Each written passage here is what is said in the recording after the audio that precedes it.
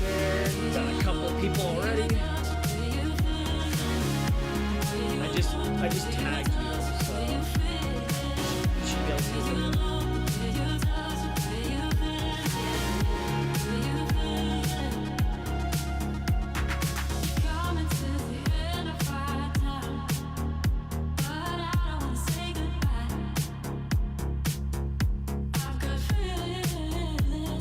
I love this intro music. It's great.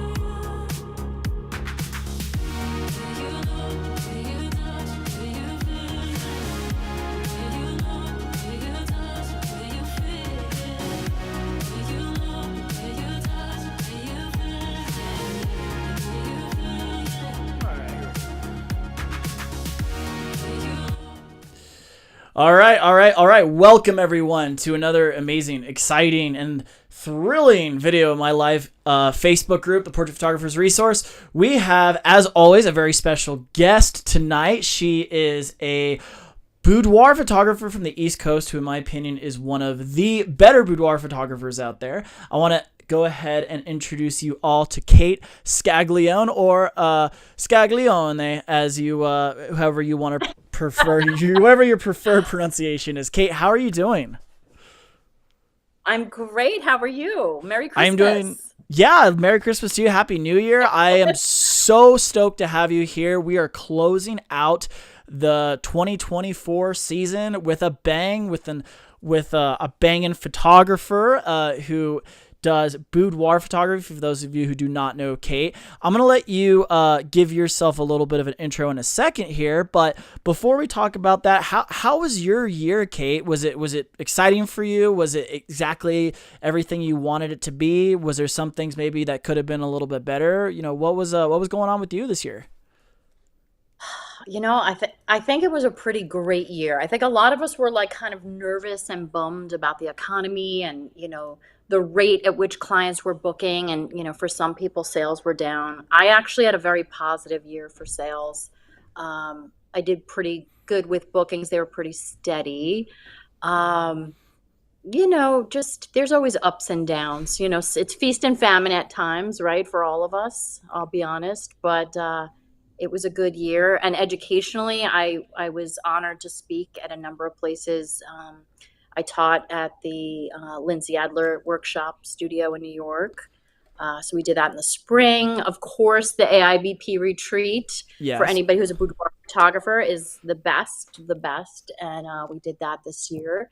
What else? WPPI, I was a speaker there, doing that again this year. It was a good year. You're a busy girl. Personally, yeah, I was. I was really busy, but personally, it was a tough and challenging year. But professionally, I kind of just went with the flow, and it keeping that positive mindset. It was a good year. Love it. So you are you're a photographer, a business owner, an educator. You've been published in quite a few places. In fact, I think I actually have your 20 boudoir poses right here.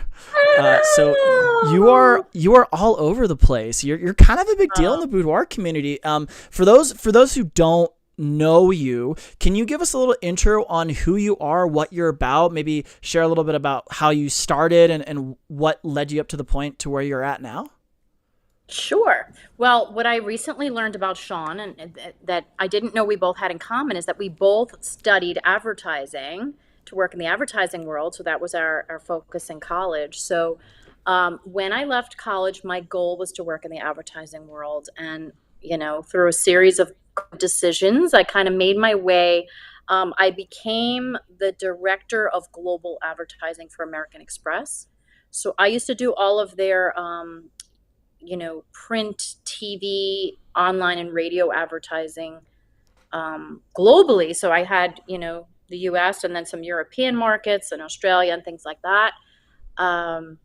So I was always working on visuals, whether it was, TV and print was the majority of my work, but I was sitting on print shoots all of the time. And I remember after several years and a whole lot of stress, I was sitting on a print shoot watching the photographer. And we had some pretty big photographers. Like one of our campaign photographers was Annie Leibovitz. Oh, Now, I wow. was never, Okay. yeah. So I was never on set with Annie. Nobody's on set with Annie. You don't get that privilege. But other photographers, I was sitting there and I'm watching and I'm like, so I studied photography as part of my curriculum. I love it. Like, why am I not shooting? Like, why am I not doing this? Like, I was envious of that photographer shooting this thing. And I was like, I want to do that. So, I it took me a while because it's a very scary decision to leave your career and things like Mm-hmm. that. But I had a baby and then I had another baby and then that job just was so became not sustainable. And when one of my children was born, he was sick. And I said, okay, well, I'm home now. I got to stay home with him. And what am I going to do? Because I am not built for this, like high octane Right. to zero, taking care of babies. And so while I loved being a mom, I said, I need to do something that's feeding that creative soul and, my skill set. And I said, I'm going to start a photography business. I think maybe this is what's forcing me to do it. And the universe is giving me a sign. So I started and I was shooting. At first, I said, I'm going to work with newborns because I just loved it. I'm really good with babies and I loved it. And then I said, okay, so this is going great. And then small businesses started asking me, you know, well, can you shoot my food or my wedding cakes or my whatever kind of the way in the same style that you are photographing these newborns? And I'm like, Right. that's weird. Okay. And somebody approached me and it was an entrepreneur and she was writing erotic novels. And she said, I want you to shoot the book cover for this Interesting. novel. And I was like, okay, I'll do it. And it was photographing women in a kind of a seductive way. And I just did one shoot and I'm like, oh my God, this is what I'm going to do. And I think I'm going to only focus on this. Here and there in between, I had a different studio and I was shooting some weddings. I was a second shooter on weddings, portraits, doing all of that, headshots. So I've done everything. But boudoir is really what had my heart because of the interaction with clients, the aesthetic, the skill set, the storytelling. I love it. So that's kind of how I landed in doing just this and kind of building an entire business out of it. Okay. And so that, yeah, 15 years about now in the business. So Wow. yeah, That's it's good. awesome, and definitely it is funny. Yeah, a lot of people don't.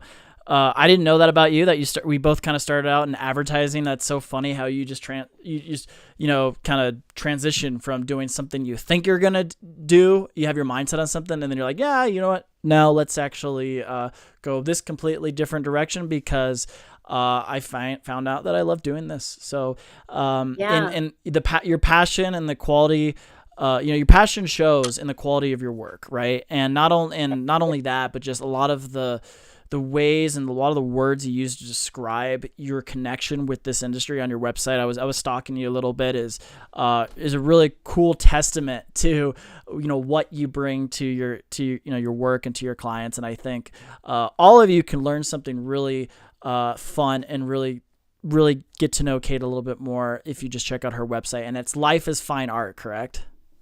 Yes, Life is Fine Art on Instagram, on TikTok, and it's lifeisfineart.com. And Perfect. I'd say, having that background in a company like American Express, I worked on Delta Mm, Airlines as well, a bunch of other, the service that these premium companies provide gave me the business mindset to bring that in. And providing premium service to these clients actually shows up in the visuals because of the way that they feel. So I think that you can sometimes see that in photos.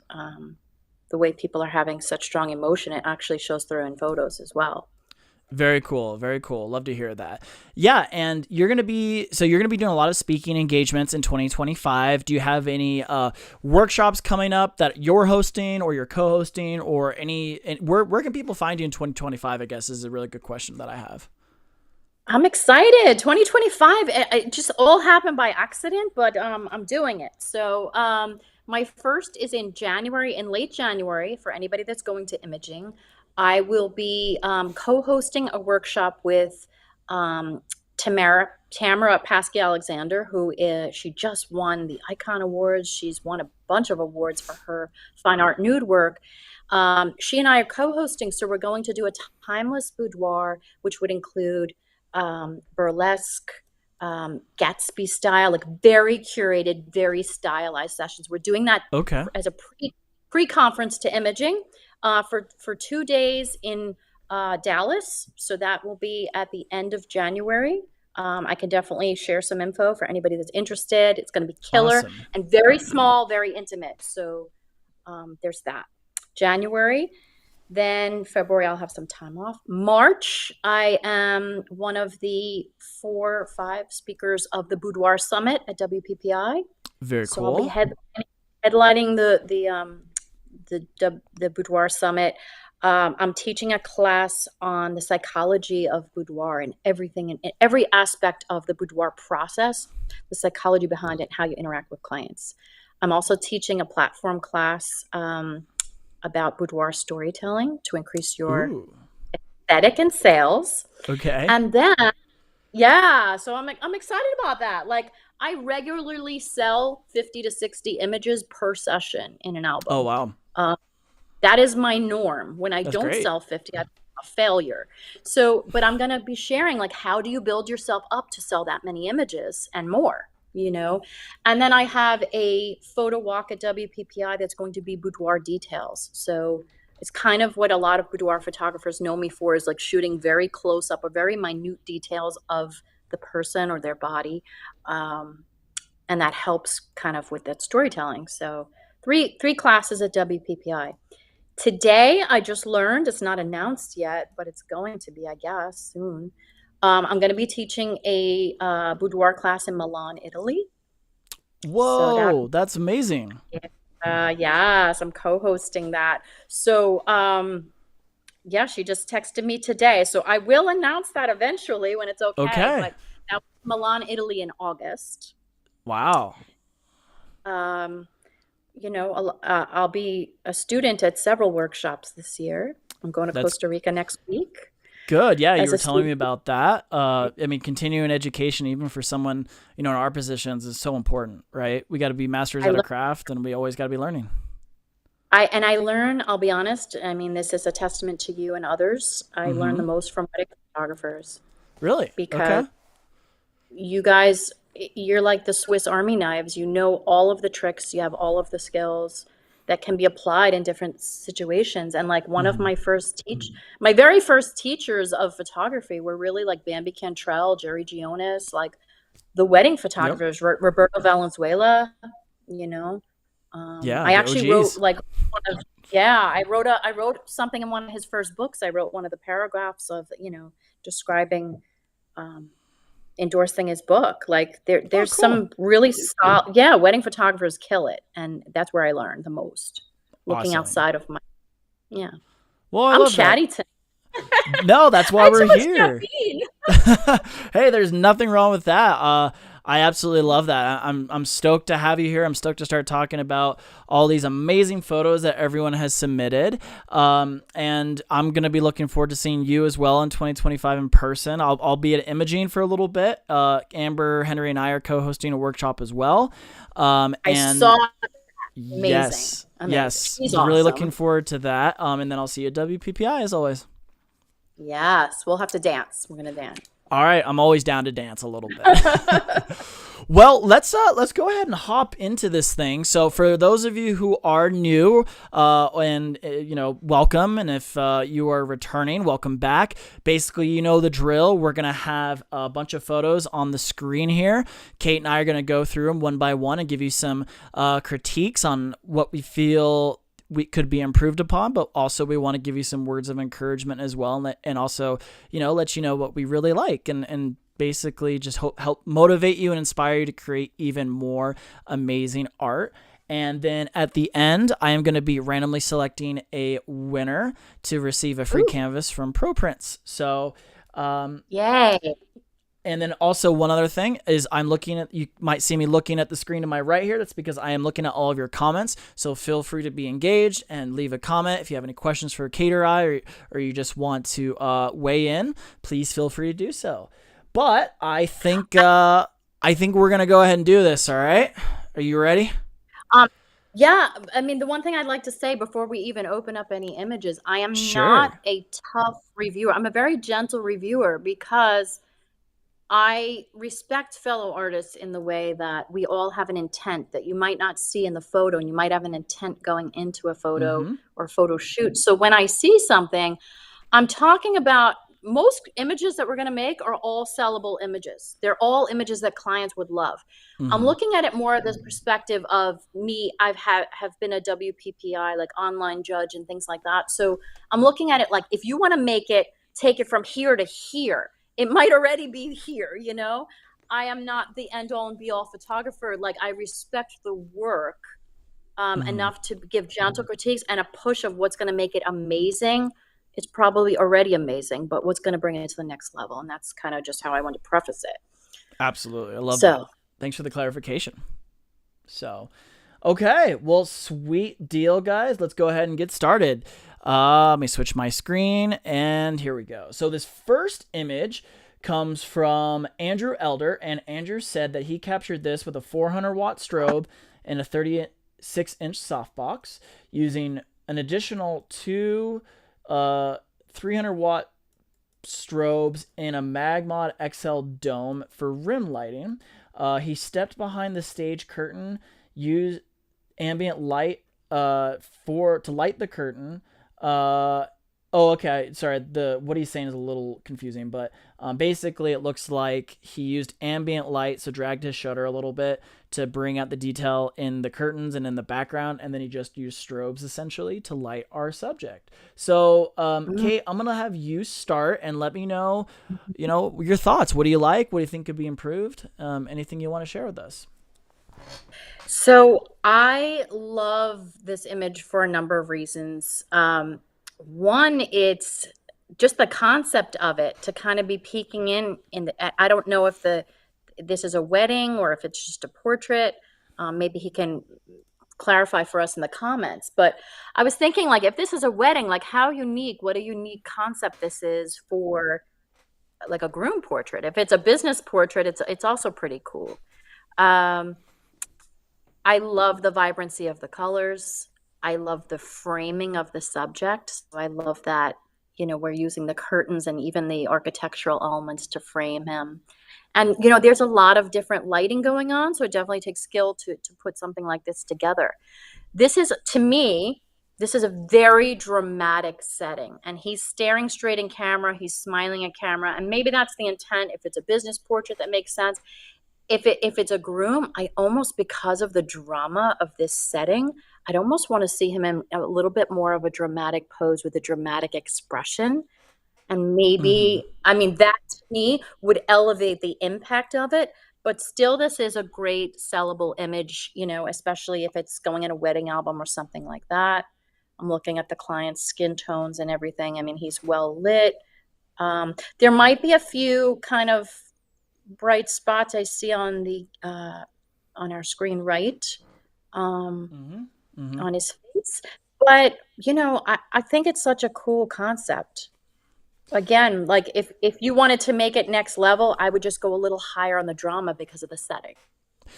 Yeah, absolutely. I couldn't agree more on pretty much everything you said. I completely agree with. And just to add a little bit to that, starting with some of the positives, I can appreciate that, the maker, Andrew, he had the subject do something with his hands, so he's not just standing there. He's making a Yeah. really solid attempt to actually, have him do something as opposed to just standing there. With that said, there are a couple small things I feel like could be done a little bit, maybe executed just a little bit better. And that is, even though he is, doing something with his hands, he's a little too straight on to the camera. And I would like to see a little bit more what you said, a little bit more of a dynamic pose. So maybe have him turning a little bit away from the camera or shifting his weight to one leg just so he's not so stiff and straight on to the camera. Another thing is the lighting. I'm seeing a little bit of some light leakage on on his like chest right here. You have the white shirt, and then you have some like a red or orange light that's spilling over. I find that to be a little distracting. So maybe just paying a little so maybe just paying a little bit more attention to the light and what's happening as it falls onto the subject, I think is going to be is going to show some more refinement. Yeah, I didn't notice that up close on the shirt, but I could agree with you. Like, I think if he had a little bit more of a dynamic pose, like let's say he's just facing one side and you kind of lit his face, like it would create such a different emotion. And again, this goes back to intent. Maybe you want a happy portrait, maybe this is his personality, but um, he's slightly also off center. Like this is so well framed in every dimension. If you look, he's slightly to the Yeah. right. Which if it was in an image competition, you'd want to have it, Right. It's a probably a very good observation. I didn't even see that until you pointed it out. But yeah, he absolutely is just a little bit too far to the right of the frame. But I mean, conceptually, and even if this is something that you wanted to replicate in a future shoot, or if it becomes a concept that you use at weddings, or if you shoot this venue again, I could see like with just some changes in the posing and maybe just some changes in the emotional intent of what you're going for, that this could be like a pow image. And it is a pow image. I mean, it's super fun. It's like unique, and just all the colors just grab you. So Yeah, Andrew, got it. really, really well done. There's a lot to love about this image, and I think the composition and making that choice to use those layering elements was brilliant. So, very well done, very well done. The composition is the key theme of this image, for sure. Yes, absolutely. So cool. Well, let's go ahead and move on. This next photo comes from another regular contributor, Ray Humanic, and this was a set that was lit almost entirely by the Edison bulbs. The candles are really just there for the pretty romantic factor. She loves that the light from the window provides a nice contrasting cool tone to the super warm tone from the bulbs, which I think, Ray, I would agree with. When you go back to color theory, and you're looking at the color wheel, a lot of the contrasting or complementing colors that work well together happen to be that blue and orange. So you're having a little bit of those warmer tones coming from the light, mixed with the the cool tones of the background here. For me, I'm gonna let Cate touch up on the posing a little bit, because she's going to be a lot more in tune with effective and successful boudoir posing. But as far as the lighting is concerned, I want to jump in and talk about that a little bit. And there's certainly nothing wrong with the lighting here, and I think it was it was a smart choice to use just the majority of the light from the Edison bulbs to expose your image. I do find the highlights, just the brightness of those Edison bulbs, a little distracting. Generally speaking, when you're looking at an image, your eye will generally go to the brightest part of the scene first. And in this particular situation, that's no exception here, right? My eye goes straight to those bulbs, and I do find them a little distracting. So this is one of those situations, Ray, where I do feel like if there was a way you could have lit this with like a softbox or a strip box or something, not only is it going to allow you to balance those exposures a little bit better, but the cool thing about Edison bulbs is they have those. I have some in my kitchen, right? They have those really unique coils that make, that kind of give them that definitive look. And you lose that a lot when you're in this particular situation with how blown out they are. So that's just something I might want to consider for the future. You may want to consider for the future, but I do love the composition and the choices that you made here, but yeah, Kate, how are you feeling about this? Is there something you would change or something, or do you think it's perfect the way it is? Um, hi Ray. Thanks for joining. I know Ray's work. She has a very diverse, broad set of work, and I'm always fascinated when I see her images because there's so many things that she can do. Mm-hmm. And so, I really enjoy seeing, what's the next thing. You know what I mean? So this image, I what I love is because I really, really love boudoir images that make you a fly on the wall. Like you're peeking in at someone's life and someone's sensual story and things like that. So that's what was working for me. And I also am addicted to mirror shots. It's like my favorite thing in the world to do is mirror reflections in boudoir. For me, again, similar to you, Sean, was the lights because I did like the cool and the warm tones. It was one of the first things that grabbed me. I'm like, ooh, fire and ice, like Mm-hmm. that kind of tonality does always attract me. Um, I did feel that the difference between them was a little too stark, like the background cool lighting, too bright compared to the sort of richness of the warmth on her. Uh-huh. Now, when I look at the Edison lights, again, that was for me, it was almost too bright. And one of the first, my early lighting teachers, one of them, Bambi Cantrell, taught me this trick. Uh-huh. And I repeat it, she gets full credit for this, wherever you are, Bambi. Um, she taught me to squint when you look at an image and squint. And what are you seeing when you squint at the image? So, like when you can barely see, everything's blurry. And when I look at this, I just see two triangles of light and six bright light bulbs, and I'm missing everything else. And the main intent of this portrait is her and her beauty and her body and her physique and Mm-hmm. telling her story. So those are almost overpowering everything else that's going on there. Right. Um, I love the wardrobe. I'm like obsessed with this wardrobe. However, the way that she's posed is not flattering her body as best as it could. She's kind of turned to the side a little where the her front thigh should probably be the thigh that's popped away from camera a little bit so that she gets a little bit more of an hourglass. And we Yeah. also see a little bit of that pubic bone. I hope that's okay to say on here, boudoir shop talk, but the Sure. pubic bone is showing a little bit more than I think most people would find desirable. Maybe this client loves that. I don't know. But this is such an incredible outfit. I'd almost want to see her body a little bit more flattered with that. Maybe popping that hip away from the camera. So Mm-hmm. switching legs. I would say the other thing that struck me was that her arm being up, the arm closest to the camera. This is a personal rule that I follow. The arm that's closest to the camera, I'm never going to put the armpit in the camera's face. So if Right. the arm is going to go up, it's going to be the other one because I don't want to see this. It's too distracting and it's also not the most attractive part of our body unless, it's a fetish, whatever. But again, boudoir talk. Um, this is what the camera's seeing. It would be a lot better if it was that back arm and it wouldn't distract from her face and we'd Love that. also get a more beautiful silhouette of her body. The other thing I would say, and I don't know if this is a plant or just if it's a Christmas tree.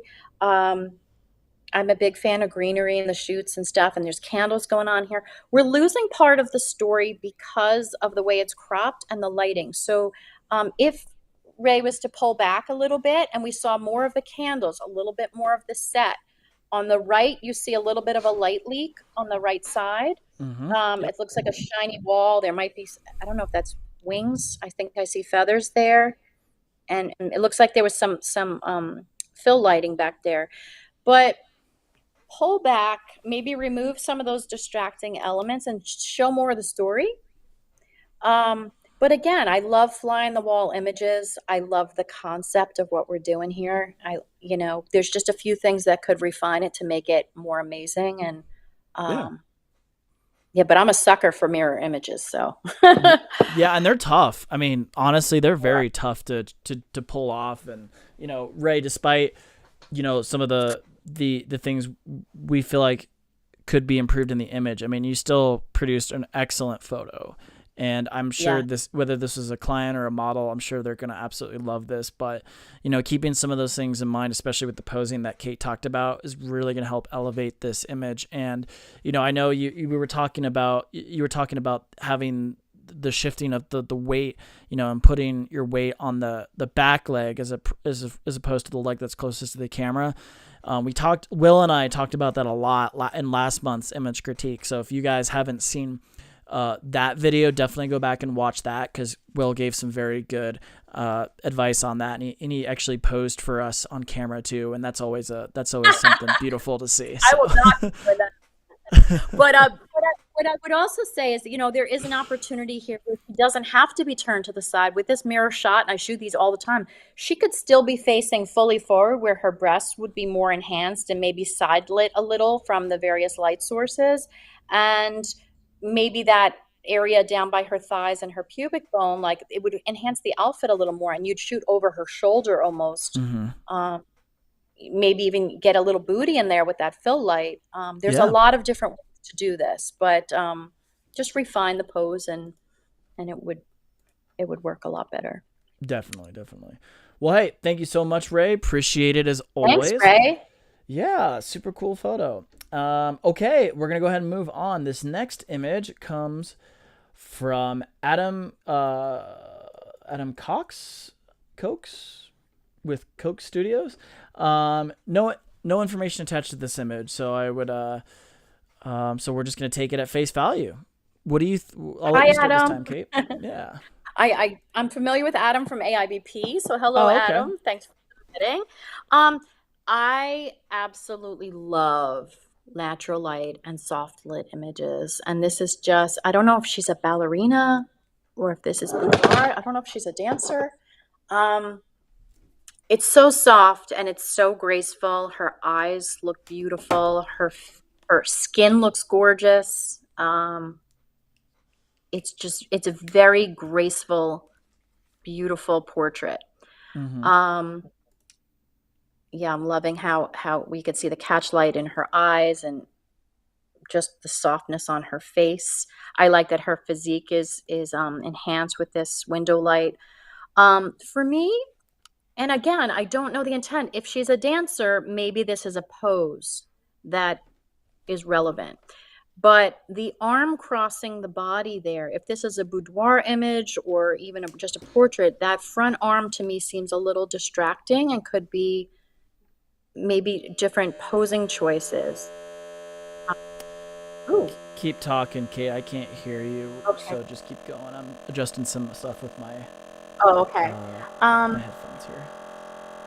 yeah, so it's just, for me, the only thing with this image is really the front arm is being a little distracting. And I would also say she's very centered. So these frames work as a leading line, like right into her face, and I love that. I almost would want to see her more in the 1/3 section of the image. So the rule of thirds, a little bit more to the right and less to the center would make the image feel more impactful artistically, I think, and then let those window panes be that leading line to her. They still are a leading line, but it's almost like we have too much negative space on the right side for me. Um, but again, Gotcha. I love the lighting. I love the lighting, and I love how soft it is. Mm-hmm. Yeah. No, I caught most of that. I just had to switch headphones here, but yeah, no, that's it. I do love. I love that, and for me, there's this really happy like marriage where you have this. She looks like a dancer of some sort of ballerina, and she's very toned, very like a strong, very strong, very muscular. But then you have this like really soft light that's creating just that contrast almost, right? Where you have this person that's very strong and powerful blended with that softness and that femininity, if so to speak. And that's a really cool thing to see. Love it. I love that. Yeah. Yeah, so I mean, those would be my only comments on it. I like the processing and everything on Mm-hmm. it. I think it's a really beautiful image. It could just be a little more refined with posing and cropping. Yeah, definitely. And I'm not sure if you said this when I lost you for a second. I had to switch headphones because my AirPods died. But the one thing I would probably want to see a little bit changed a little bit, and again, I apologize if you already mentioned this, is just the hand placement. Um, Mm, I don't know if you said that or not, but the hands and the fingers are just very flat, right? So you yeah. you have her in this beautiful hourglass pose, right? It kind of follows all of the rules, so to speak. She's turned into the light. Her waist is turned away. She's got the weight on her back leg, that nice bend in that knee. And then it all, we talk about triangles a lot in posing, right? And this is very successful creating those triangles. But then you have that one, that everything leading to the hands, and they're just very flat like this. So I would almost like to see something just a little bit done differently with those fingers. Yeah. And if she is a dancer, that would come very naturally to her for her butterfly fingers, you know. Right. If she is a dancer, it's a little stiff and out of character for her. If it's a boudoir Hmm. image and she's a regular person, just guide her through and refine it a bit. Yeah. Yeah, absolutely. Um, Yeah. So, Adam, I think you did a great job. Very, very well done image. Thank you so much for sharing, and a really, really solid conversation piece for us to talk about. So thank you. Okay, we're gonna go ahead and move on again. And let's see, this next one, oops, too far. This one comes from Ellie B. Chico. And I recognize this model. This is Sydney. She modeled for my workshop here in Colorado recently. Um, Ellie wanted to say that she loves the fact that she can create her own dresses and corsets for her photo shoots now. So I guess she created this outfit, which is super, super cool. She had Ellie. a, yeah, she had a vision of what she wanted the dresses to do. So when they get put to the test and they work, it's a total win. For this image, she used a backlight with a quarter CTO gel from Magmod with a Magmod Magsphere, and then the key light that was used is a 400-watt strobe with a Magsphere XL. So basically a two light setup here. Beautiful. Um, yeah. So yeah, Ellie, what a super cool location, amazing dress. I think you, if for some reason photography doesn't work out for you, I think you found your calling being a dress designer, because some of this, some of these, this is so cool. Like some of the dresses that you've Incredible. I seen. think some of us would Yeah, hire her. right. Uh, Yeah. So the question, I think the question when you're creating an image like this is, what how do you want your lighting to look, right? And when you're when you that's the thing you need to start with. And when you have a dress like this that has so many different elements to it, and not only that, but just has such a large surface area, you have to be very selective and you have to be very thoughtful of what type of modifier you're going to use to light the dress. And one thing I think you've done very well is you've gotten very good coverage of light on the entire dress. So really well done here. The thing I'm kind of struggling with just a little bit, and I'm nitpicking because this is such an awesome image, but the thing I'm struggling with just a little bit is maybe the positioning of the light. And what I mean by that is just, especially on the dress itself, the lighting looks a little flat, right? And that's not necessarily a bad thing, but again, it kind of depends on going back to your intent of the image. So if I would challenge you maybe to try getting the flash a little bit more balanced, at least as far as the direction is concerned, so it doesn't have so much of that on-camera flash look. From what I can tell, it does look like maybe the flash was just directly above you and it's coming down on her, and I can tell by the shadow under her chin.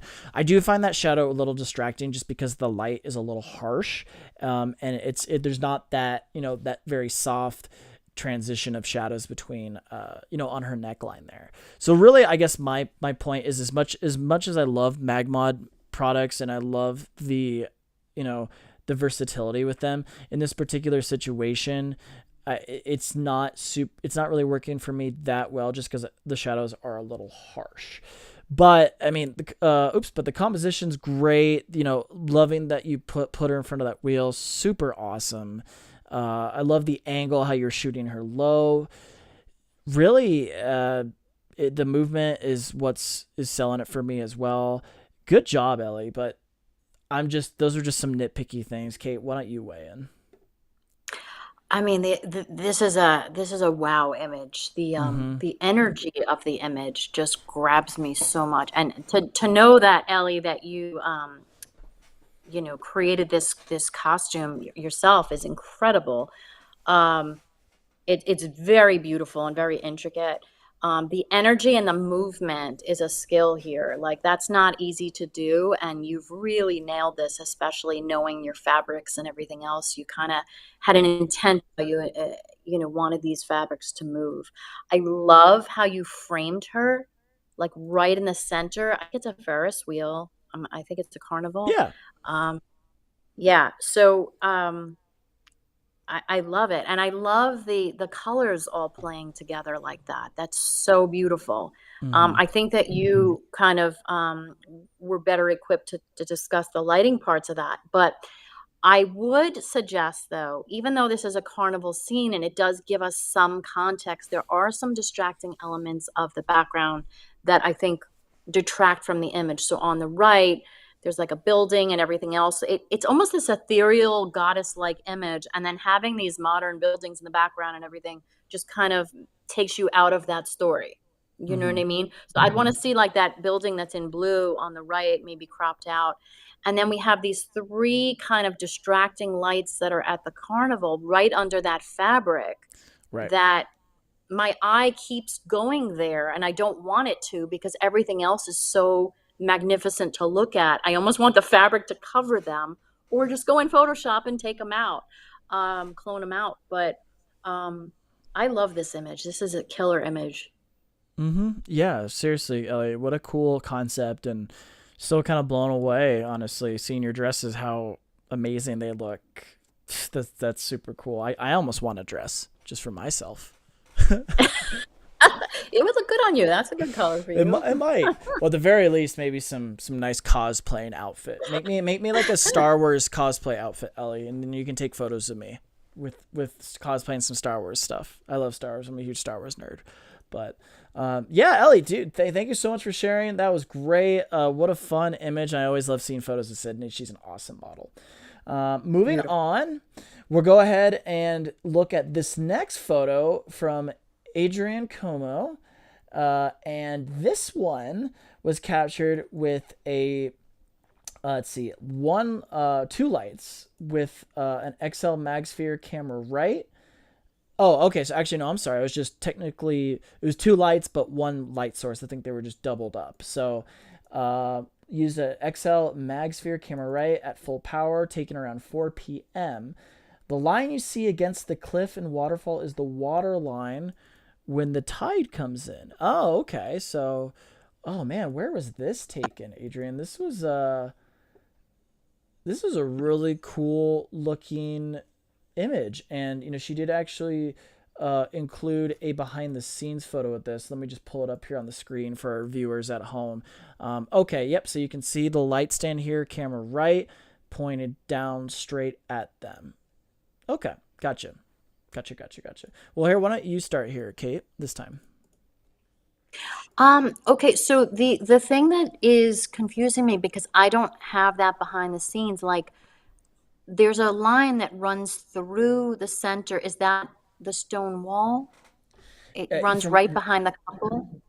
Yeah. So from what I understand, from what it looks like, this that line is essentially the water line, the high tide line. So it is natural. It does look like that. It Wow. actually does look like a person. Okay, yeah, so the reflection, it was almost like an optical illusion, so the reflection was confusing my eye of what I was seeing. Mm-hmm. So, first of all, I'll say gorgeous location, very brave of the couple to go out in this cold and shoot in that. I think it's beautiful. I was completely visually confused by what was happening with the reflection and the water line. Um, I also felt, that the couple is, I like the contrast. Like, I like that they pop. Sometimes people have shooting scenes like this and the people get lost in it.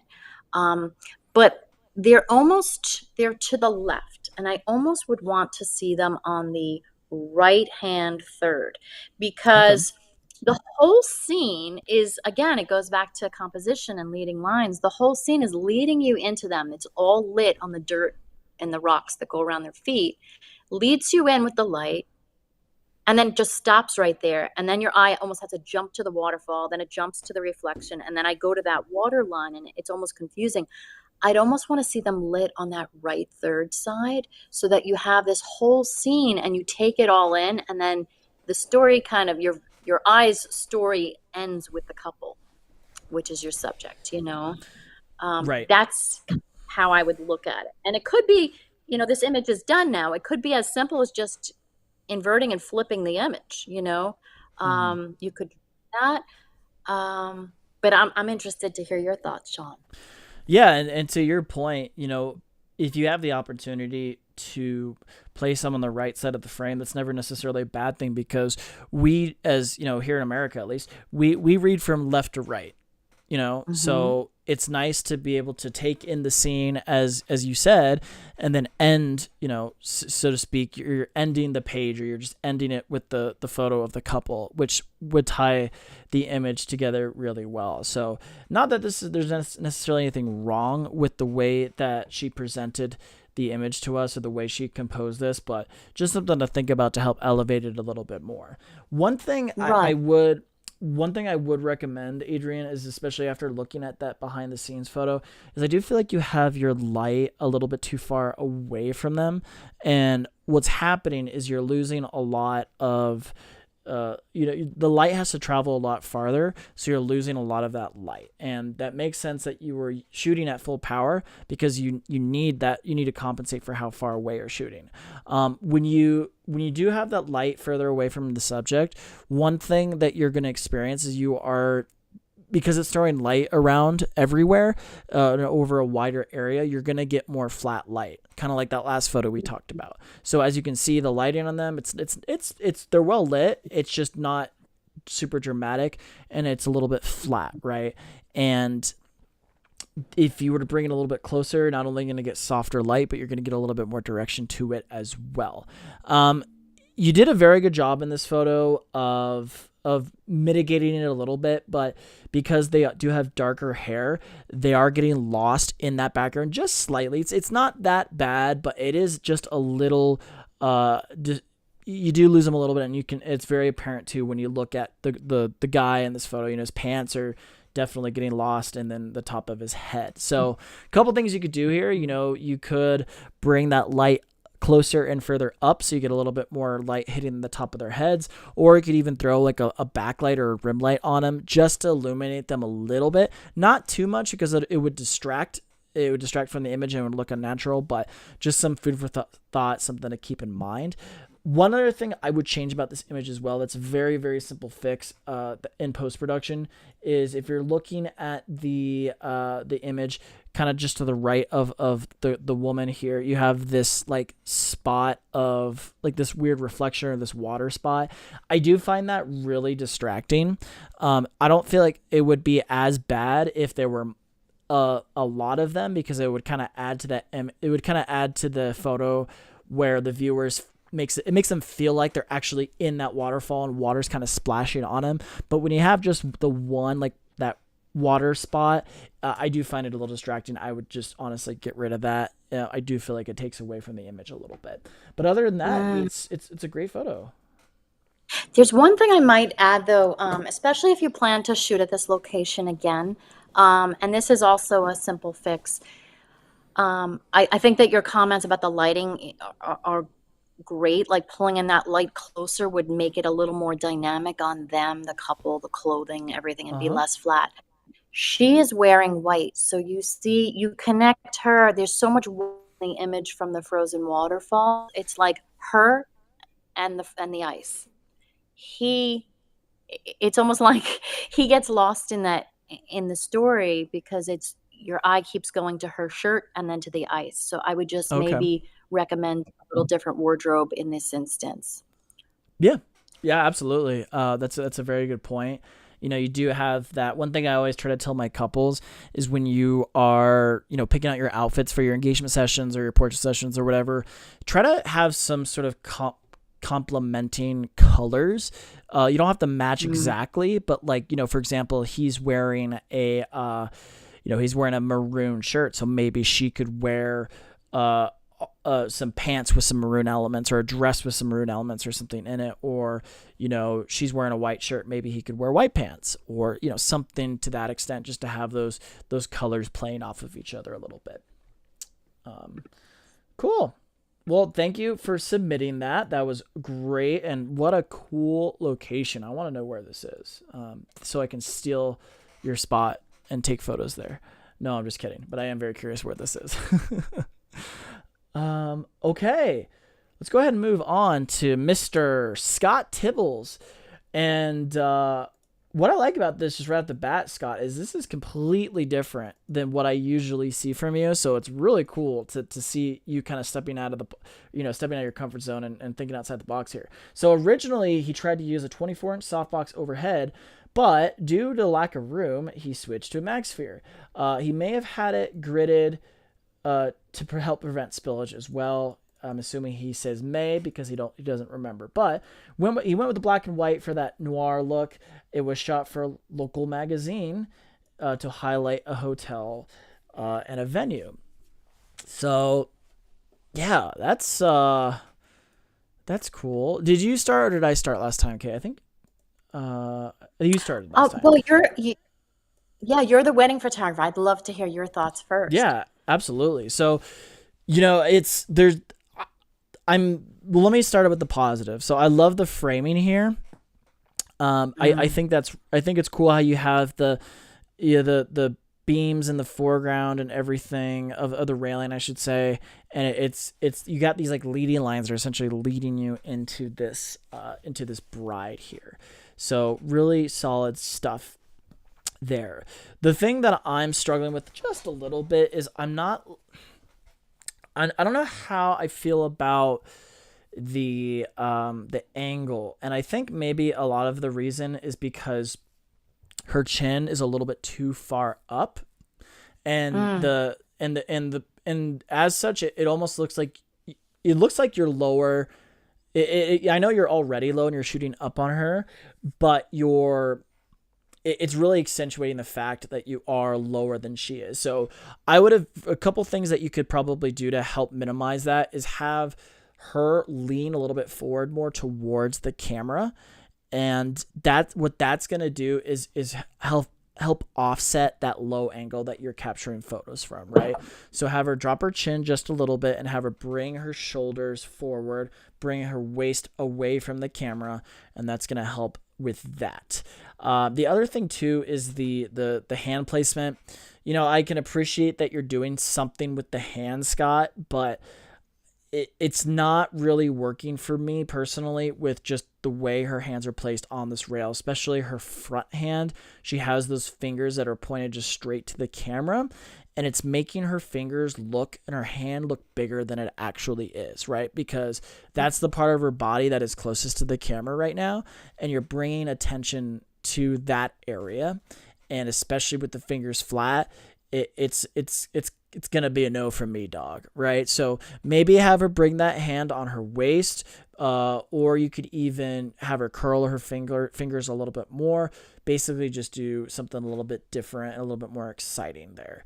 The one other thing I was struggling with a little bit, I'm not sure if I really like this or not, and I kind of want maybe Kate to give me a voice of reason, but the light that's on her, it's very directed towards her face, and it's a little uneven. So that's kind of spotlight look isn't necessarily a bad thing, but I feel like if you're going to do it, Scott, you have to really make a point to having the light just concentrated in that one area and reducing the light spill in others. And what I mean by that is you have a highlight on her left thigh right there. You have a lot of bright light coming from the door at the bottom left of the frame. So you have all these kind of competing lighting elements. So what I'm trying to allude at here is I feel like for this particular situation, it would have benefited you a little bit more to have a little bit more even lighting on her. So that's what I'm thinking. What do you think, Kate? Well, for me, this image was first, I want to say I loved when I opened it, I was like, wow, because I love all of the shapes and all of the composition. There's so much geometry going on that Mm-hmm. it's really attractive to me. So I loved that. For me, what was distracting me a bit was the pose. Much like you said, that hand right in front, it's kind of makes her hands look stubby, where you can obviously see Mm-hmm. she has a very elegant figure. So, um, and because, of your intent that this was being photographed for a hotel and they wanted to showcase the space, you do want to showcase a little bit element of glamour. And all of the glamour of this is this beautiful woman and the dress, right? So that helps add to like the venue as well. Like I'm doing my boudoir posing, but I'd almost want to see like the hand kind of on the hip in sort of an old Hollywood type Yes. pose, accentuate her body, let the viewer see themselves in that person. Just understanding what your intent here was for this image, show off a little more of the dress. I think if that arm came down and was on the hip, you would see more dress and we wouldn't have that shadow, uneven lighting that Sean was talking about. Um, but the pose, I felt her chin was a little up, and I love the sort of the high fashion look with an elevated chin. But something about it felt a little off. Like from a posing perspective, I would almost do like a low shoulder with a Yep. chin to shoulder, and then you'd get that same effect, but without having to see so much of this. Mm-hmm. Um, Something about it, and I don't know if it was the weight of the light and like the sequence my eyes was taking me. So it was like you have this bright spot on the left, then your eye jumps to bright spot on her face, then there's bright spot in the upper right corner.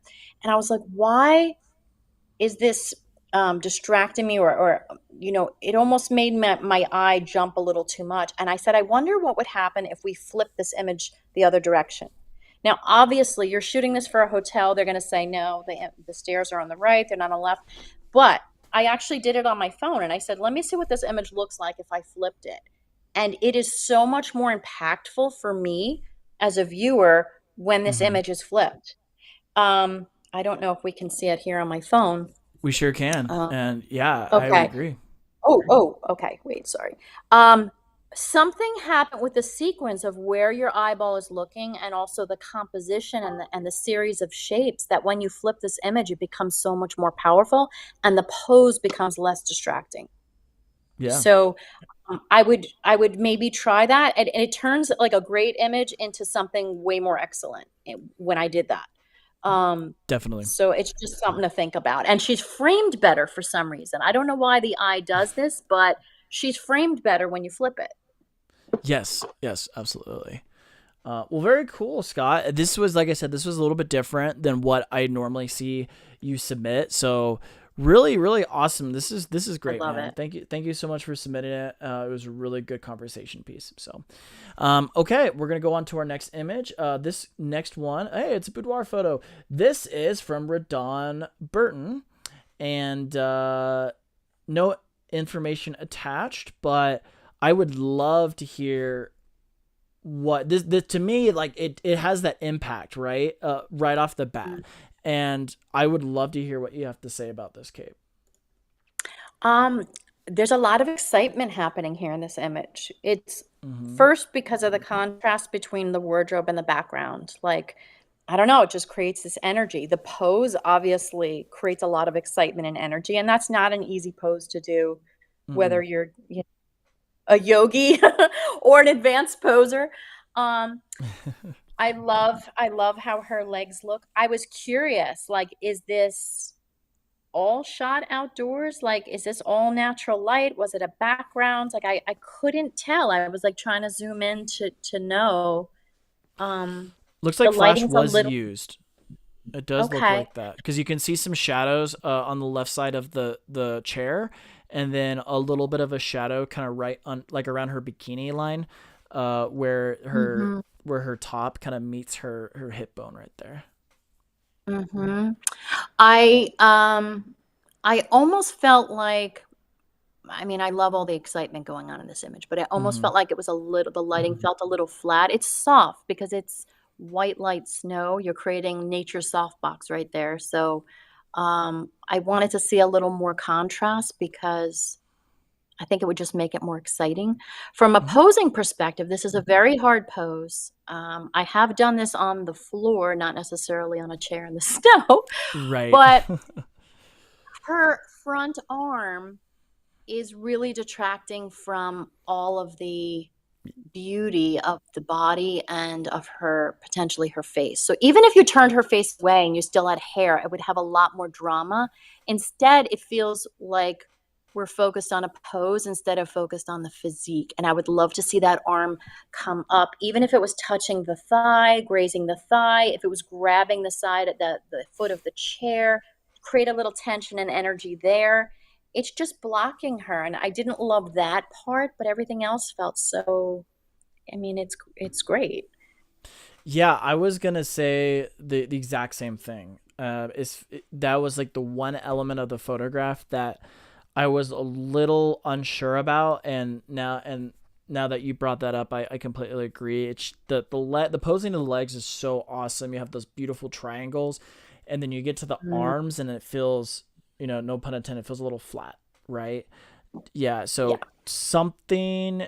I mean, I think what you could probably do here is maybe have her bring that her left arm back a little bit so you can see her face, or um, just do something different with it to help complete the pose, to complete that shape of the body. So, Mhm. but I mean, that's still such a hard. I mean, that's a hard pose to get in, right? Like, It is a hard pose. She's yeah. holding all of, but to be honest, the arm is not bearing any weight. All the weight is on her head, and the Mm-hmm. arm is just there for balance. But the left arm, or sorry, the right arm is actually creating the balance. So the left arm does have a little freedom. It's difficult, but her booty and her head are holding all the weight. So her arm does have opportunity to move around. Gotcha. Um, go in a lot of different places there. Mm-hmm.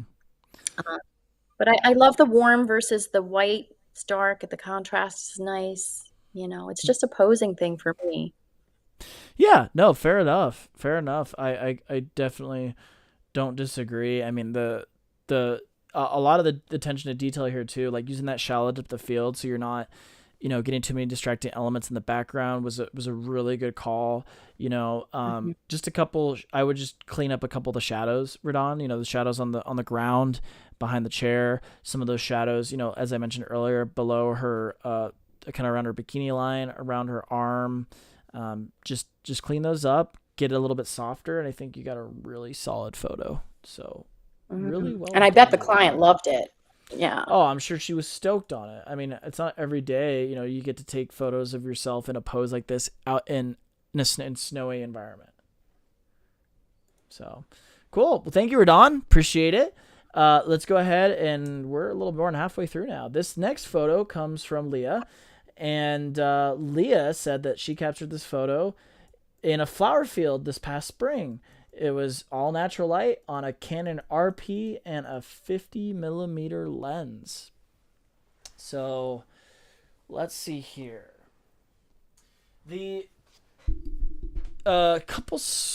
Well, first of all, let me just say the environment, the location you found, really really cool. I mean, this is something, the scene you don't really get to see very often, and when you do in the spring, usually you have like such a short window for when you have all these flowers blooming. So really, really good job paying attention to when this was happening. Couple things here. So I don't know if it's the processing or just maybe the white balance was too high, but the skin tones look a little off to me. They look a little too yellow, a little too orange, and maybe Mm. maybe maybe she just kind of has naturally more orange skin like that, or more golden skin, but the skin temperature is just a tad off. The other thing I'm seeing too is just a little bit of some inconsistencies with the light, right? Particularly, as I mentioned earlier, your eye goes to the brightest part of the scene, and in this photo particularly, that spot is right on her hand. So you have that really bright spot, and that's really distracting me from the rest of the image. So a couple things you could do here: if you have an assistant, you could have them hold like a really large scrim just to kind of block out those highlights coming in, prevent some of that light leakage. Or, as always, as we've discussed in the past, you can use off-camera flash, but sometimes when you're capturing images in a field like this where you have a lot of potential for shadows, that can be challenging. Or just change your angle, rotate the subject, rotate your position in relation to the subject, or change the pose a little bit so the light, that those bright highlights aren't as apparent. Next thing I want to briefly touch up on is the pose. So in my opinion, I feel like we need to open up those arms a little bit more to create some separation, because what's happening, and you did a pretty good job of it on the right-hand side, right? You have that gap between her face and her arm, but on her left side, her arm is just kind of like, it's just very close up against her head. So you have this awkward just spot right up by her head that is a little unflattering. So whether that's dropping that arm and putting it on her waist or having her play with her hair a little bit, basically we're losing her head in her arm, and it's not the most ideal way to properly, represent this woman. But what do you think, Cate? Well, conceptually, I love it. Like it's so dreamy, and it reminds me of like a perfume ad, like just something happy, like a sunflowers perfume or something. I don't know, but it's so surreal and dreamy. So I loved that. I would agree with you about the skin tones because everything is harmonizing so well and so softly. It's almost like a blue-green sky and all this yellow. Um, and then the Mm-hmm. orange almost detracts. Like if she was a little more ivory, it would almost maintain that surreal feeling that I love with this Right. image. Um, I think everything you said was spot on about the highlights. So the highlights I'm seeing on the hands and on the hair. For me, the big thing with this image was that front arm on her left side. So Yep. it's Exactly. just too much in our face, a little too stumpy. Like maybe could come down, create a little air between it. But I overall really love this photo. Okay. Okay. Yeah. I think I couldn't you agree hit all more. the points. Yeah, Charles made a good comment. He says that he kind of likes the that the back arm is raised to kind of show off that tattoo. Yeah. And I would agree. It's kind of like a little Easter egg, a little dainty tattoos. For me, I'm like, so for me, the way my opinion on tattoos is just an opinion, but I think from a visual concept, this is just, I think it works. What I'm about to say, and that is, I think with tattoos, there needs to be either like just something small and dainty like that, that's a little Easter egg, or you just go all fucking out, right? Yeah. Like, Sleeve. it's yeah, like it's got to be like a full sleeve, go all out, or just like little tiny Easter eggs like that. So, very cool. Love that photo, Leah. Thank you so much for sharing. Seriously, this is a great image. I bet if this was a client or a friend, whoever it is, I'm sure they loved this photo. Okay, here we go. We're getting close to the end here. This next photo comes from Michael Hill. And Michael, this is a self-portrait using a V flat as a background. Using a Magmod Mag Snoot, a Nikon D7000. Wow, it's a camera I haven't heard of in a while. And wearing, obviously, a fur hooded hoodie. Dude, Michael, you're badass, man. You look so badass here. I mean, I was thinking the same thing. I was like, wow, I wish I could get a client that looked like that. So, yeah, Michael, you look great. Definitely. This is amazing. It's amazing. What are you Um, thinking, Cate? I mean, it stood out to me. It was just so impactful. It just really stood out to me. As soon as I opened it, I was like, wow. I am a huge fan of Rembrandt lighting, so having that kind of drama here on that left side, right side, amazing. It's just giving us a peek of the eye. I'd almost want to see a little more, or maybe even not see at Mm-hmm. all. So it almost feels like it's like halfway done, that little peak of light. But I just think it's so stunning. I love how sharp he is. I don't know if this is retouched or what, but I was looking at the skin. I'm like, the skin is so beautiful, and Yeah. we still have texture, but it's like flawless. And I just love all the textures playing here. Um, there are some, it could be my screen, but there are some blacks that we don't have kind of detail in the black Yeah, I'm seeing the area. same. Hmm. But I still love this image so much. I do not disagree. I think, especially when you're looking at it from a judging perspective, one of the one of the biggest things about us having a successful image is impact, and this is one of those images that does have that initial impact. So Michael, from that perspective, you've really achieved that. And once you start looking at a little bit more, there's a couple of the technical things, right, that could be improved on a little bit. So for starters, just I don't know if it's just an upload or issue or just low resolution issue, but I'm seeing a little bit of low quality issues here. So I think that's just a simple fix as far as uploading a higher resolution image. The next is the lighting. Kate touched up on that a little bit. You have on the subject's right eye, so camera left, you have that little bit of that light leakage there, and I don't know if that was intentional or not, but it's kind of awkward for me because I would either want to see the full eye illuminated or none of it, right? And you're in this this little weird middle ground. The next thing is just the choice for the light. You have a little bit of that specularity above the his left eyebrow, and for me that's a little distracting. So I would almost recommend that you use like a little bit larger of a softbox to help just soften the transition between the shadows a little bit, as well as make the specular highlights a little bit less pronounced. You have these like kind of sharp transitions of light, and by using a softbox, I think you're gonna achieve a much higher quality image. So really that would be the main critique I have. I love that you captured this on a Nikon D7000. I mean, by today's standards, that camera is so old school, but I remember when that camera came out, and I remember thinking to myself, like, wow, this is an awesome, that was, in my opinion, that was like when affordable cameras started to get really good, because there was like in the the late 2000s, early 2010s, there was a very noticeable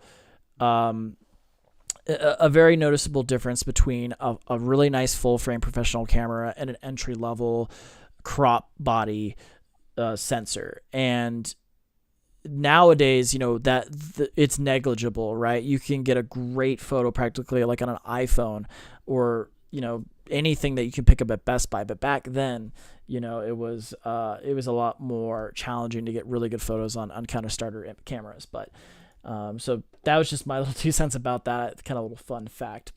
But Michael, keep doing stuff like this, and thanks for putting yourself out there. And it's always it's always daunting, maybe challenging for people to put their work out there for others to critique. But not only did you do that, you did that of a photo of yourself. And that, I got to give you kudos, man. I don't know if I'd have the balls to take a photo of myself and post it up for an image critique. So, so really good stuff. It's a beautiful human being in that photo. That's what I'll say. I mean, this Absolutely. is a gorgeous, gorgeous model. And conceptually, I loved it. So, yeah, I think with Sean's comments that just refine it a little, and it's killer. Mm-hmm. Absolutely. All right. So next photo. This one comes from some douche named Sean Black. Sean, Sean. So, Yeah. you want to go Yeah. first or me? Oh man, You were there, right? I was there. I would love to critique the shit out of this. Oh man, I hope he's watching right now. So, let me first start by giving you guys some context to this image. This was captured during the Pro Prince Invitational that I was invited to be a part of, and this was one of the challenges that we were presented with. We had 5 different photo stations, and we had about 10 to 15 minutes, depending on which station it was, to take photos, right? This is one of the stations where we had 2 models and a bunch of camels. And, Sean was working at this station, and he didn't have really too many opportunities to take photos throughout the competition because, he was working, he was a judge, and also helping out. And he told me that he was able to snag this photo kind of at the end of it. And I think what he's done here with such little time, because I know he did not have a lot of time to shoot this, is excellent. And it's very true to the Sean Black style, so to speak, where, he's showing a little booty, he's kind of turning this into what wasn't necessarily intended to be a boudoir scene into a boudoir scene. So I want to commend Sean on that. The couple things here that could be improved on, and the biggest thing is the processing and the post-production here. So obviously this is a composite, right? Whether or not she was actually holding that camel, I'm not sure. But the biggest issue I have with this photo is just a little bit of, and I don't mean to tear you apart, Sean, but just a little bit of a lack of refinement in some of your post-production. And it becomes very apparent when you look at the camel on the left and how the camel's hump starts blending into the background. And obviously, that's kind of a dead giveaway for me that it was a composite, right? Because if it wasn't, then obviously that wouldn't happen. So really just small details like that, are something you got to keep in mind, when you're doing your post-production. And then there's just one other aspect of this image that kind of just like, it's like an itch I can't scratch, is the piece of this hay or this straw or whatever it is on the same side of the frame. It's just sticking up a little bit. I find that really distracting. My eye, for whatever reason, wants to keep going to that one piece of straw. So I would just get rid of that in post-production. But, other than that, I love so much about this image, how the camels are looking at the model, how the model's just kind of looking right at you, at the camera. There's a lot to really, really enjoy about this. What do you think, Cate? Well, hi, Sean, if you're watching. So I wasn't there, so I wasn't sure what was happening. I remember seeing this image somewhere where I was like, Mm-hmm. "Whoa!" Were there all these camels, or was it one camel, or was Yeah, it? no, there were that many camels. Yeah, they were all Oh there. my God! Okay, yeah, it was my understanding that there was like a bunch of resources like raw materials, and then you just could, pick and choose and just work with them really quickly. The fact that he captured this so quickly just shows his level of skill and imagination. So that's, you know, I love it. Mm-hmm. And when I first saw it, I was like, whoa. Um, I love how he turned this into a boudoir opportunity and made her so Mm-hmm. goddess-like with that little pop of booty, because not everybody might have thought of that. They might have been Right. thinking about the dress, so it brings a sense of sensuality and ethereal goddess to it that I think most people wouldn't have thought to do. Mm-hmm. And so that, and the way she is lit is so beautiful to me. It shows off her physique so beautifully. So I absolutely loved that. I loved the color tones in the processing. So I love how it's both soft and ethereal at the same time. Everything plays in harmony so beautifully. I noticed some of the same things that you did with the clouds on the left, and that one long piece of hay on the camera left side, and then there's another one on the camera right side. Mm-hmm. Because it's not happening all over the photo, it just almost like makes Right. you go there. I would just remove them. And part of me both loves and dislikes that huge bright spot in the background. In a way, I love it because it Mm-hmm. draws your attention to her. It's almost like she's Right. It's well backlit. placed. Yeah. It's well placed, but it's almost like I can't help but stare at that when almost I really want to be looking at is her and this Yeah. story. So, but at the same time, it also works. So it doesn't not work, but I just wonder if it would be better if it was a little less bright. Yeah. Um, I but I got you. love this image so much, and when I saw it, I actually gasped. So yeah, I just love the way she looks so much. Yeah. Well done. Well Yeah, done. And absolutely. she's retouched beautifully. Well, hey, I'm really glad that you submitted this, Sean, because it was a nice conversation piece, and the concept that you were able to put together here was great. So really well done, dude. I was stoked when you first showed me this. I was really stoked to see it. I'm still stoked to see it now. So awesome. All right, I think we got just a couple more left for the evening. It's going to be a little bit of a lighter load tonight. This next photo looks more boudoir. This is from Paul Sebastian, and Paul says, I was shooting a couple's boudoir session using window light in a fairly dark room. I was using my Canon 50mm at 1.4 and 800 ISO for this photo.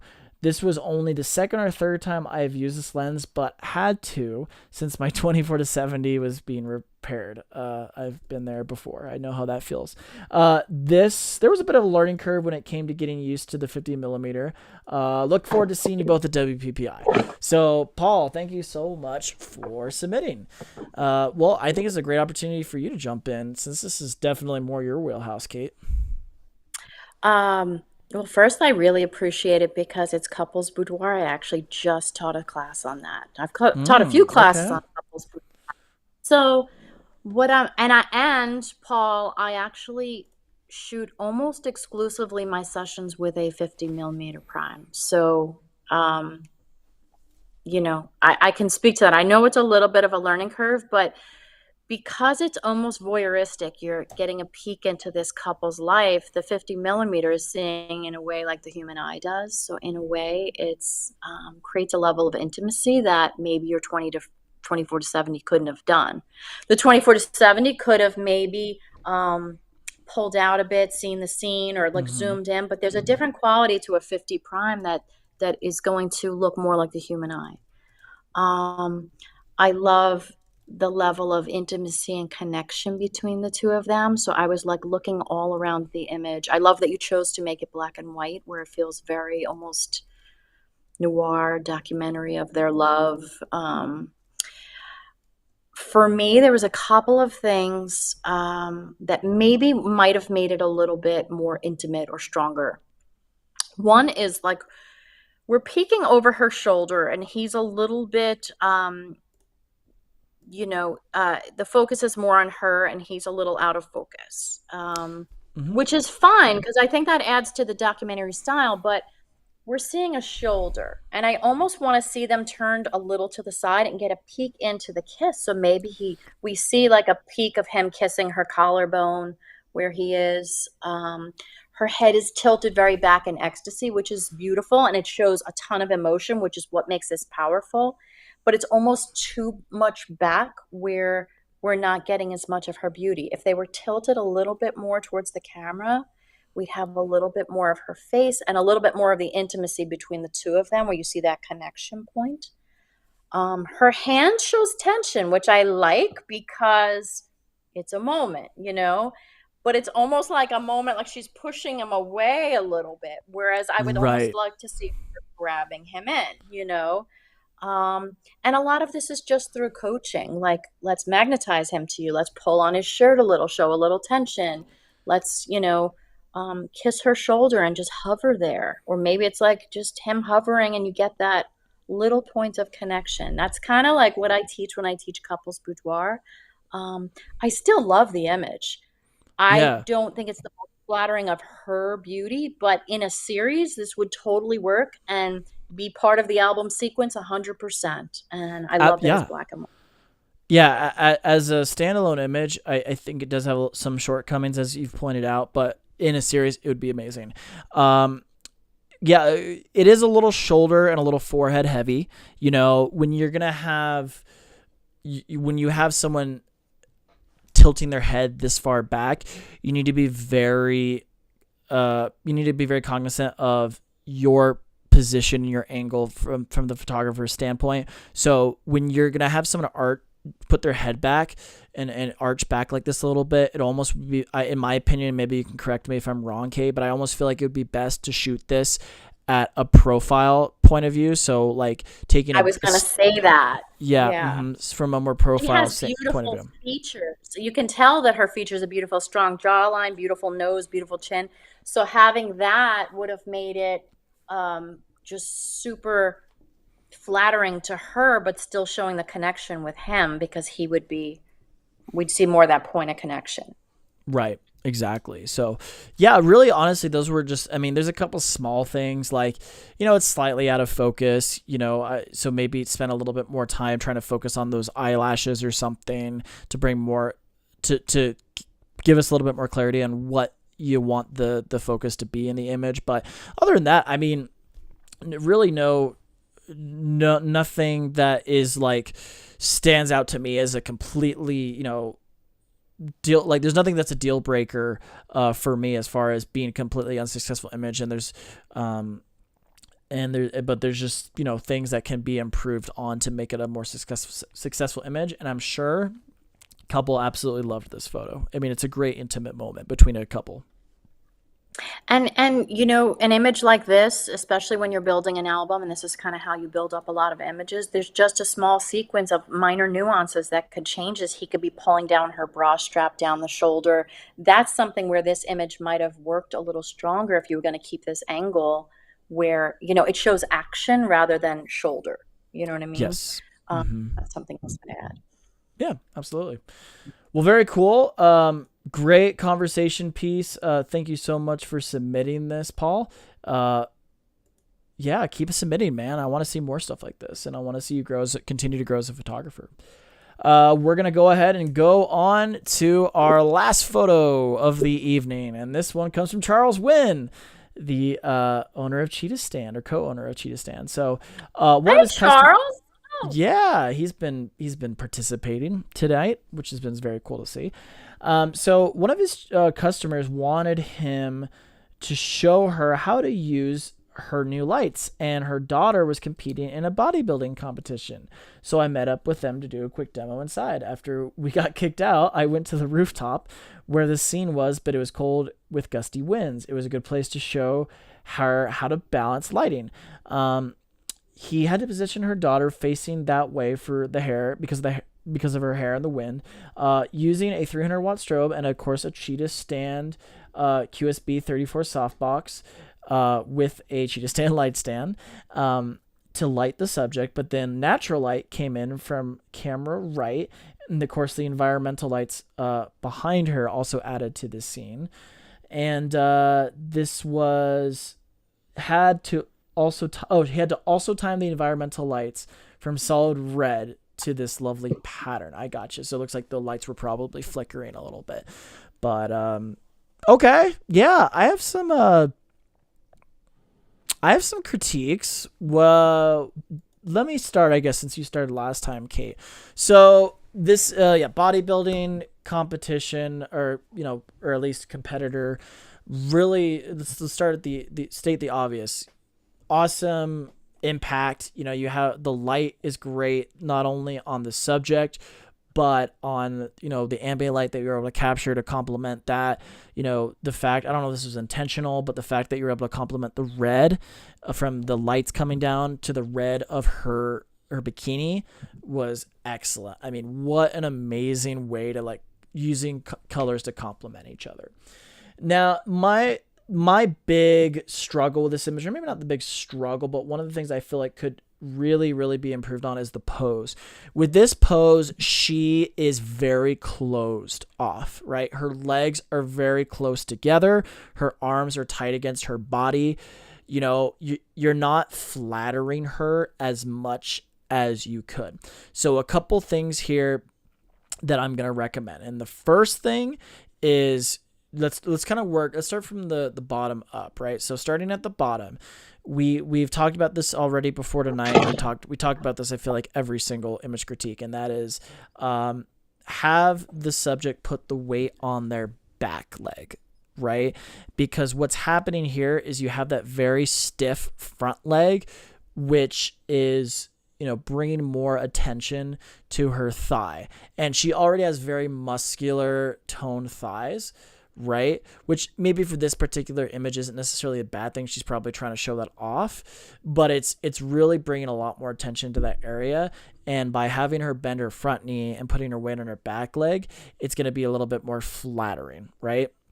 And then the other thing is have her rotate her waist a little bit more towards the camera, because what's happening here is we're seeing too much of the side of her, and her arm is really brought forward and you're getting too much shoulder blade. Okay. So have her rotate slightly more towards the camera, have her bring that hand or that elbow back, that hand either off that leg or maybe on her waist.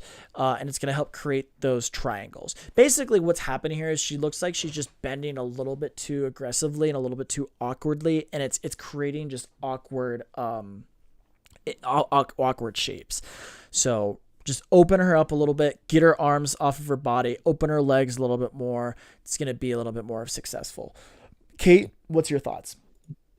Well, I 100% agree with you on the color harmony here. It's so beautiful, and I love the lighting on her. I love the lighting on her skin. I think it's so pretty, and it really shows off like that beautiful skin tone and her muscle. And you still see texture and everything, but it's so pretty. Um, I think this is like just like a tip for everybody because I deal with this too. I have, my cousin was Miss Universe, and Oh, really? I That's also, cool. yeah, yeah, and I deal with some clients who are bodybuilders and they're almost trained. They're trained to walk and pose a certain way on stage that is very difficult to get them out of. So they come into the studio and they'll be like doing their posing like, I know I was trained. And I'm like, I have to remind them like what's going to look good on stage isn't going to look good on the camera. And it also depends on what lens I'm using, how this is going to look. So I said, I'm always unposing these people constantly. Like, stop doing that. Forget everything that you learned. And they don't trust you almost because they're like, no, but I need my muscles to pop. But they're popping in all the wrong places. Right. So I'm sure that this model has spectacular abs. She probably has amazing quads from the front that we would love to see the shape of and everything. But because this is a pose that they would have her doing on stage, she's thinking it's going to work in the photo. And it's showing off her triceps and everything. So she's doing all the things that she's learned, but it's not doing anything for the photo. So Exactly. use your instincts of what makes the human body look amazing and shapes of the body look amazing and unpose them. Yep. um, Definitely. but she's gorgeous, and I love everything else about this image. So Yeah. Absolutely. Yeah, Charles, I mean, really, yeah, solid, really solid image processing's good. The toning's great. The color is amazing. Just a little bit of the refinement in that pose, dude. You got a solid freaking image. So good stuff. and the Good leading stuff. lines and framing is amazing. Yes. Mm-hmm. That as well. Absolutely. Well, super cool. That's actually, that's actually gonna do it. We only had 12 images tonight, so we got through those pretty reasonable time. Actually, we're about 90 minutes, which is where I want it to be. So, Cate, Okay. thank you so much for joining us. Thanks. I had a lot of fun hanging out with you, Sean Black and Amber, and actually a lot of the people from the Aftershoot crew in Vegas this past year, and I'm really looking forward to seeing you again. Are you going to be there the whole like 5 days, or are you going to Oh be wait, there? I get there. Yeah, Nice. I think I get there on the 15th, and then I'll be there through the 20th. And it's my birthday, so we're gonna have a martini. What is it really? Yeah, yeah. Okay, super I'm cool. Well, speaking on my birthday. are you really? Yeah, that's not great, but afterwards we're going. Cool. Yeah, I actually want that one. So my birthday's in August, and I don't know if you remember, but there was that one WPPI that happened in August that one year, 2021, and same thing. I spoke on my birthday, one of those days, so that was pretty cool. But Are you a yeah, Leo? You're I a Leo? am. Yeah, yeah, I am a Leo. I think I don't really pay attention to astrology, but that's what I've been told. Um, Well, I'm looking forward to seeing you there. And for those who missed your intro earlier, besides WPPI this year, where else can we, or I guess where can we learn from you? Where can we see some of your speaking engagements? What's going on with Cate? Well, January, I'm having pre-con private workshop in Dallas. So the end of Mm-hmm. January with Tamara Pascal Alexander. We're going to do a very stylized, curated, timeless boudoir. So it's burlesque, vintage boudoir, things like that. And the wardrobe and sets and everything is going to be amazing. WPPI we mentioned. In August, I'll be teaching a boudoir workshop in Milan with more details to come. Mm-hmm. That's very exciting. I always love to go to Boston for AIBP. So shout out Sean, best Woo! boudoir conference there is. And who knows? Who knows what else is going to happen? I also do private workshops at my studio. It's a whole house, so if someone's traveling, they can come stay and come shoot. And I'm right by the beach, so we could do beach boudoir as well. Very cool. That's gonna And be awesome. Yeah, what a thank you. fun 2025 you have lined up, and I I'm looking forward do. to. Yeah, seriously, and I'm looking forward to seeing you throughout the year. But Kate, I really appreciate you giving a portion of your evening towards doing these image critiques. I know. I think I can speak definitely for myself, but for the rest of the community, we really appreciate your time. We learned a lot tonight. And before you go, I do want to announce the winner of our Pro Prince Canvas. And number 8. So number 8 is Leah Monday. That was the one of the girl with the in the field of flowers. So Leah, make sure you reach out to me so I can get the canvas print. But Kate, before we hop off, is there anything else you would like to say to the community? No, I mean, just I guess I would say beautiful images. Keep submitting. I think you're doing a wonderful thing, Sean, offering these image critiques so that people have a chance to elevate their work.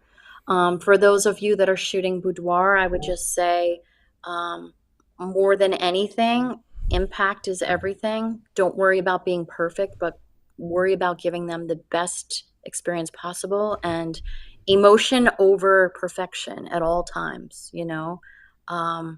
We all strive to have perfect imagery, but you don't have to mannequin pose our people. We just got to make them feel great and elevate them. And that's the message I always like to give people in the boudoir community. And keep working on your posing and Yep. service. Posing is a big one. Posing is a big one for sure. Well, Kate, once again, thank you so much. I hope you, as well as everyone else watching, have an absolutely phenomenal and safe New Year's Eve celebration or New Year's celebration. And as always, photographers, make sure that you stay classy, stay sassy, and be dope nasty. We'll see you all soon. See you in 2025. Bye, everyone. Bye. Happy New Year.